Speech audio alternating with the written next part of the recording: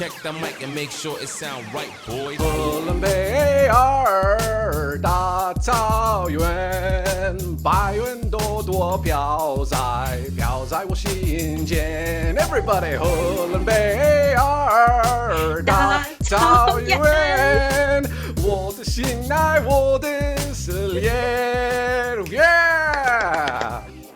你们好，我的名字是 Random Extra, and thank you for joining us for another episode of Wellspring Immigration's 5 for 5. On the other side of me... Hi everyone, this is Mingqi from Wellspring Immigration. I'm a regulated Canadian immigration consultant. And by the way, I love your singing.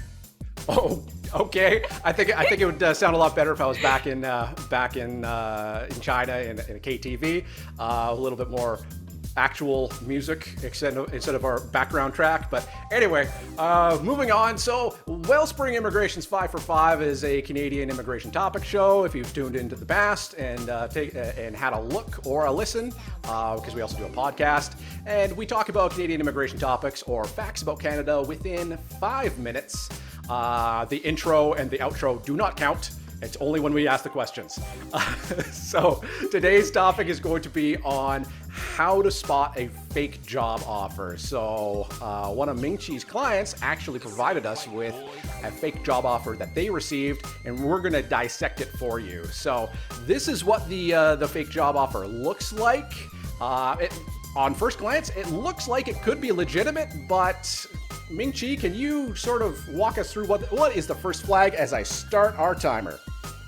Well, the first thing I notice is that the offer is extremely unreasonable. Let's look at this. 30 days of annual paid time off, which is 6 weeks. On average, Canadians only receive 10 paid days off annually. From my personal experience, if you start working for a company at an entry level, you probably only get 2 weeks off on average. For example, when I started working at an immigration company as an immigration consultant assistant, I only got 10 days off for the first year.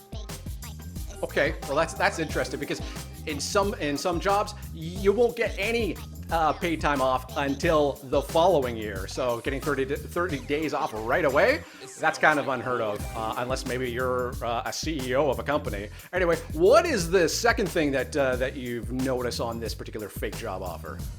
Yeah, it's not on the job offer, but my client told me that they asked him to provide 8,000 Canadian dollars before they send his signed job offer to their HR department.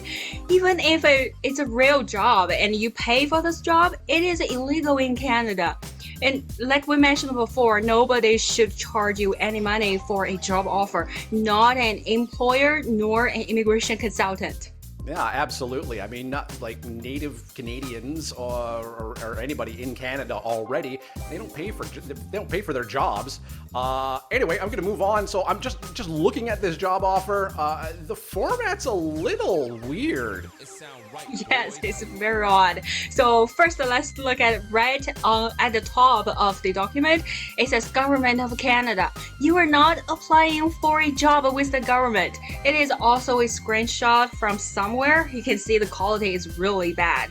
Second, it's $3,700 a monthly or annual salary. It is not clear. When things are not clearly written on a job offer, that is a red flag, and this could be fake.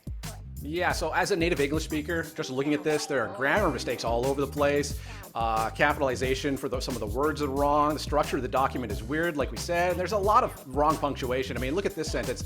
Joining air ticket shall be borne by company. Like, what does that mean? What does joining air ticket mean? Is that a transfer in an airport to a different plane? Is that 2 plane tickets? This is a really vague, confusing sentence that isn't proper English. And there's a typo there too. It's supposed to be B-O-R-N-E. I honestly think that someone just put all this into Google Translate and hoped it would look correct enough to fool people. So just seeing this, I'm guessing it's very important to do some research before you actually accept a job offer.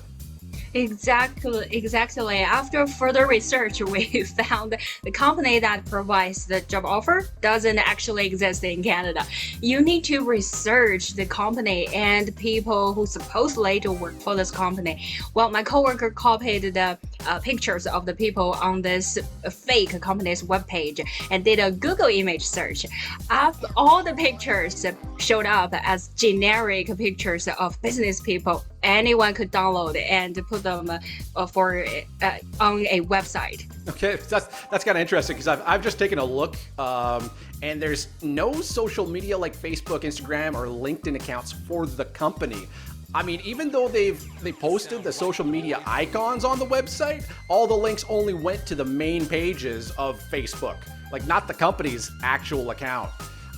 It's almost like someone hastily put together the website, and again, just to make it look like to try and fool people. They're trying to make it look real, right? So here's a question. Should you meet the employer in person or virtually before accepting an offer? Well, either meet them in person or virtually. So when I talked to my client, he told me that he didn't have an interview. So there is a reason employers want to hire you. You meet the requirements and you have the ability to work for the company. Well, but employers don't just give jobs to people they've never met before. I've never heard anyone who gets a job offer in Canada without a formal or informal interview. So for your own safety, before you receive a job offer, you need to talk to people who work for the company. If you cannot meet them in person, at least try to do a video chat for an interview and ask some questions.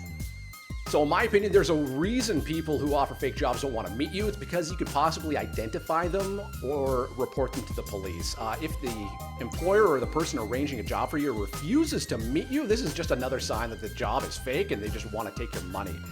And we're out of time. So I have a question for the audience. What are other ways that you can stay safe to avoid becoming a victim of a scam? Or what are other things to look for if someone offers you a job to make sure that the job actually is authentic?